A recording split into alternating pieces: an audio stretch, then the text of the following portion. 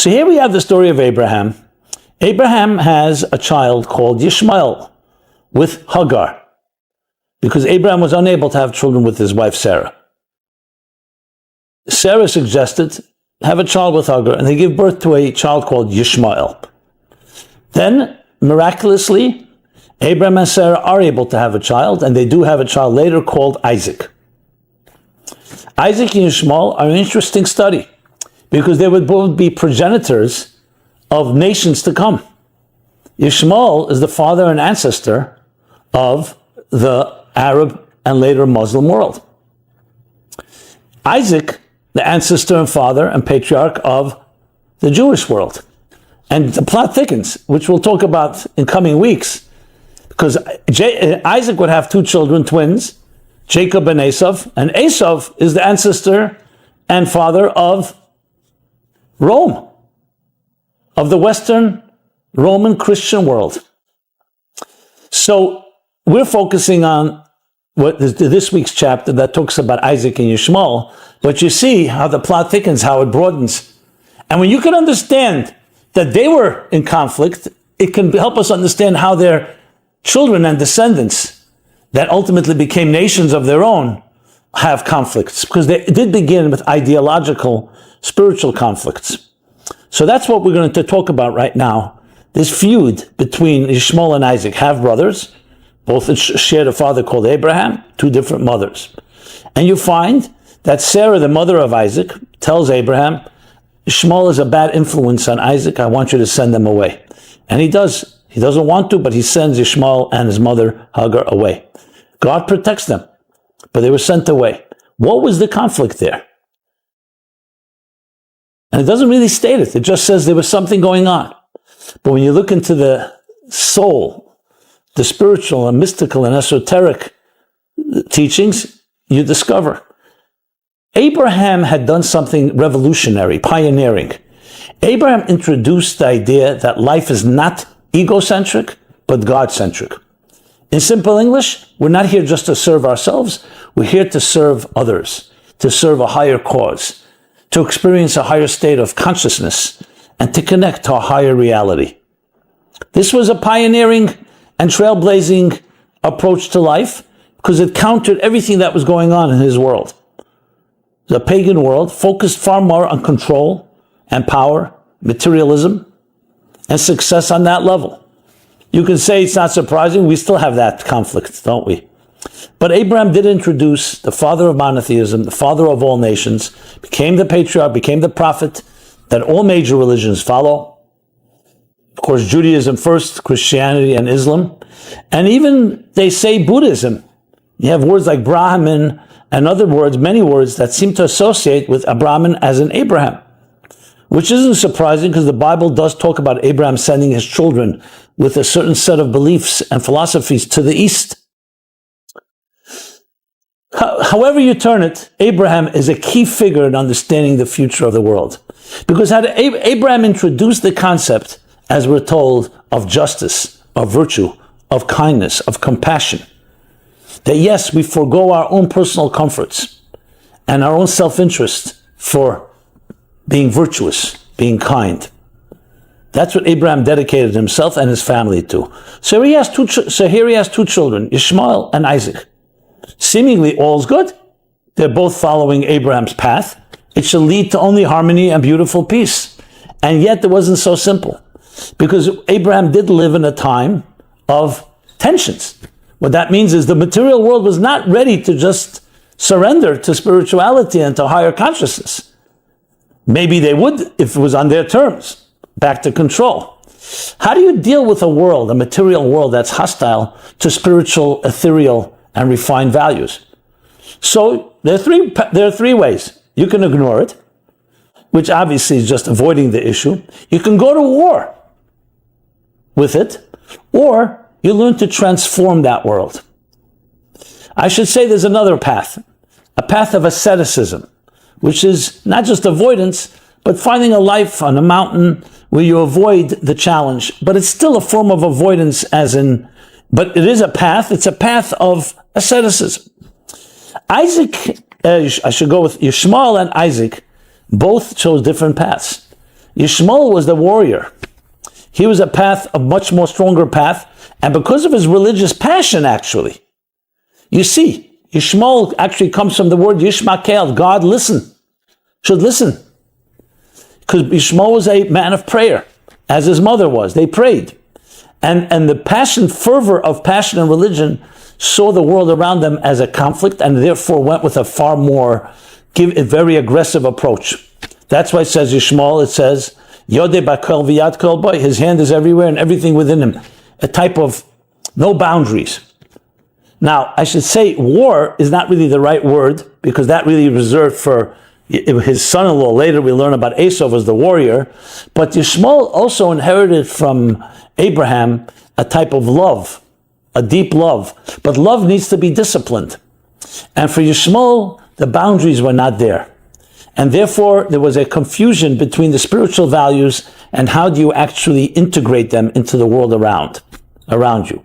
Isaac was a man of discipline, was a man of, in the Kabbalistic terminology, Gevura. Ishmael, Chesed. So Chesed is a lot of love, but a love also that when you're dealing with a conflict, what can you do? You need to oppose it. Yitzchak was initially a disciplined person with boundaries. So his approach was far more based on boundaries. You have to create boundaries between the material and the spiritual. Ultimately, that too has its challenges because it's still not full integration.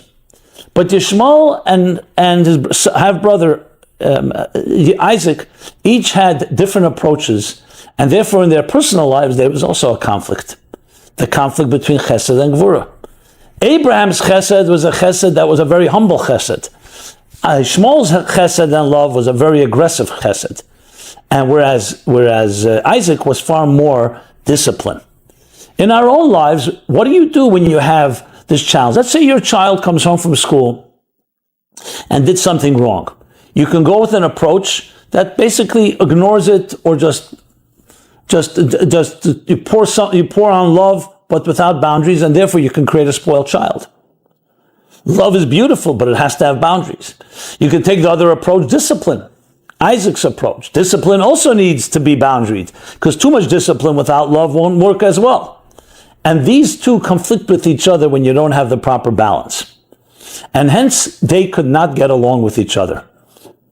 Fast forward, turn the clock forward, this would evolve into two nations that have a very different approach to life. Isaac, the disciplinarian, and Ishmael, the giver without boundaries. And that would lead to ultimately two different approaches that do not get along with each other. The boundaries are critical because without boundaries you don't have structure. And without structure, you really cannot integrate anything. When it comes to this battle between living a spiritual life, a life of values in the material world, if you just go without any boundaries, it becomes a totally confusion. If you go with an approach that has boundaries, you are at least laying the ground for some type of balance. When you see what happened in the last century, and especially in the last few decades, religious wars, which were once the domain not of the Muslims actually, it was the domain of the Christians actually, and others that fought religious wars. What do you see? It's about the name of God. The only way to bring God to this world is to eliminate the opposition. So you say, how is that consistent with love? Well, that's like a flood. It's a love that doesn't have disciplines. So the only way is either you love completely or you destroy that which you cannot control. Isaac's approach is one of discipline. Discipline means, yes, we need to look at those that are different than us, but understand that things take a process until you finally create a type of peace and harmony. The ultimate peace and harmony would happen in the next generation with Jacob. But at this stage of the game, you have these two forces, Chesed and Gvura. Now, the truth is each of them has a virtue the other does not have. This is not about one winning and the other losing. It's about finding the proper balance. So when you look at events through history, you look at the conflicts of being either too permissive or too restrictive, that's where all the battles take place. You need the balance between the two. In our personal lives, we all have a Ishmael and an Isaac within us. We have the giving love that sometimes needs to have controls and be seasoned and be tempered. and we have the disciplinarian within us. You really need both to be a healthy human being. So when you're faced with a situation that is hostile to your belief system, do you go with aggression? Do you go with total permissiveness? Everything goes? Or do you have some discipline? And of course, that is not an easy thing. It's easier said than done, because the fact of the matter is that when you get down to it, it's hard. How do you really balance the two? How do you teach your child what you did was inappropriate, but you also don't demoralize your child? Discipline needs to be measured as well. But there you have two so-called archetypes, and essentially two personality types that allow us to look at ourselves and look at history, and you'll see this conflict play itself out many, many times. What we ultimately need is a synthesis of the two.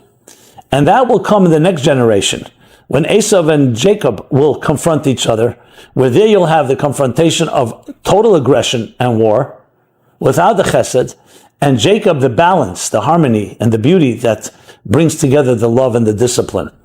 But in this stage where we are right now, it's about looking at two features, two qualities, two archetypal resources, or you can say emotional faculties that each of us has.